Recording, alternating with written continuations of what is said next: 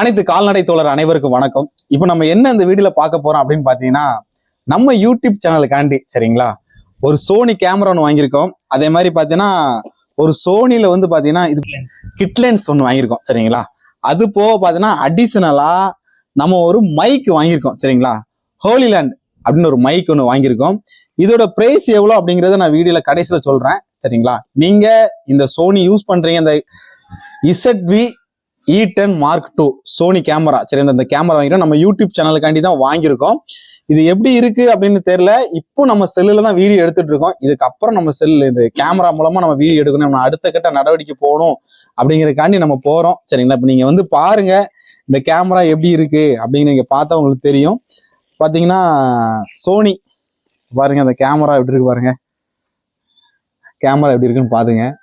நல்ல இப்போ வந்த மாடல், நம்ம போன வருஷம் ஜூலைல இது வந்து அப்டேட் பண்ணியிருக்காங்க சரிங்களா சோனி.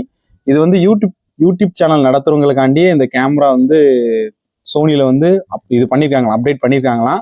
இது எப்படி இருக்கு நம்ம யூஸ் பண்ணல. ரெண்டாவது நம்ம கேமரா பத்தியும் தெரியாது, எப்படி யூஸ் பண்ணணும்னு எனக்கு தெரியாது.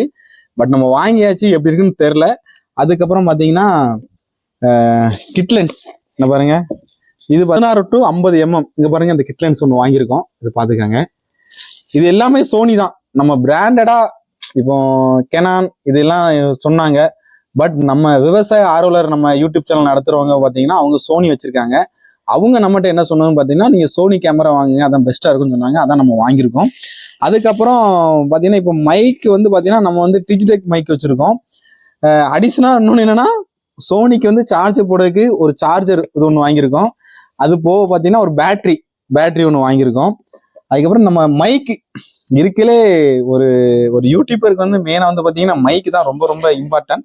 ஒரு மைக் ஒன்று வாங்கியிருக்கோம். அந்த மைக்கை நம்ம ஓப்பன் பண்ணி பார்க்கலாம். எல்லாம் நம்ம எதுவுமே இன்னும் வீடியோ வந்து எடுக்க ஆரம்பிக்கல. மைக்கு நம்ம ஓப்பன் பண்ணுறோம். இந்த மைக்கில் என்னெல்லாம் கொடுத்துருக்காங்கன்னு பார்க்கலாம்.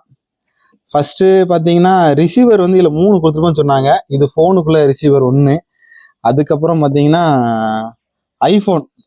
ஐஃபோனுக்குள்ள ரிசீவர் 1 கொடுத்துருக்குறாங்க. அதுக்கப்புறம்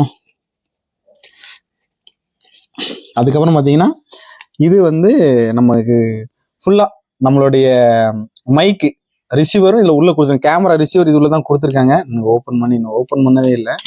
நம்ம ஓப்பன் பண்ணி காட்டுறேன் பாருங்க. பார்த்தீங்கன்னா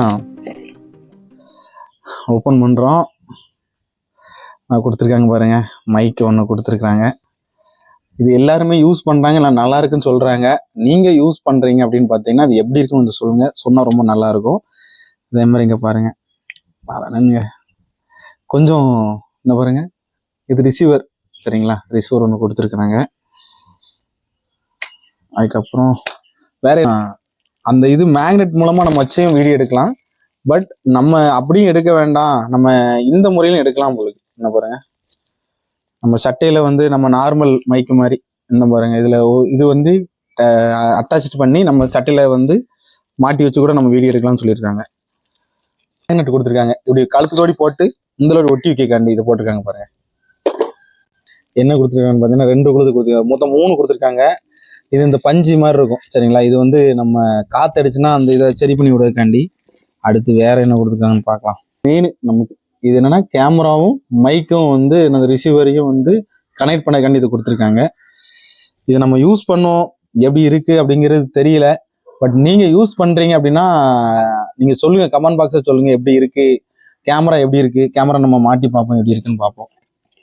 சேஃப்டியா கொடுத்துருக்காங்க. இப்போ பார்த்தீங்கன்னா இப்போ பின்னாடி இதுவும் கொடுத்துருக்காங்க. நம்ம கலத்தும் போது கொஞ்சம் கவனமாக தான் கலத்தணும். பாருங்க, இது கவனமாக கரெக்டாக அந்த லென்ஸ் எதுவும் பிரச்சனை ஆகாத அளவு கொடுத்துருக்காங்க.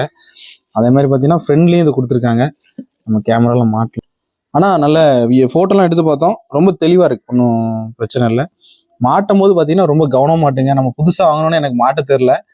அதுக்கப்புறம் ரெண்டாவது கற்றுக்கிட்டேன். என்னன்னா கரெக்டாக அந்த இடத்துல வச்சுட்டு சும்மா ஏனாதானோன்னு மாட்டிடுறாங்க. கரெக்டாக அந்த இடத்துல வச்சிங்கன்னா ஈஸியாக நம்ம மாட்டிடலாம்.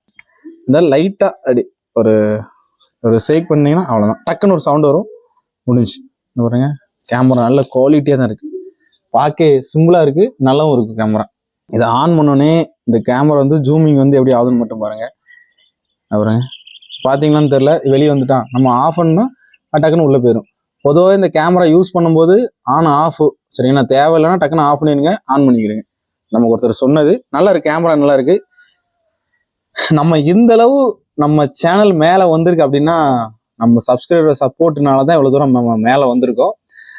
நம்ம அனைத்து சப்போர்ட் பண்ண நம்ம சப்ஸ்கிரைபர் எல்லாத்துக்கும் நம்ம நன்றி, நம்ம கால்நடை தோழன் சார்பாக நம்ம நன்றி தெரிவிச்சிடும். நன்றி, வணக்கம்.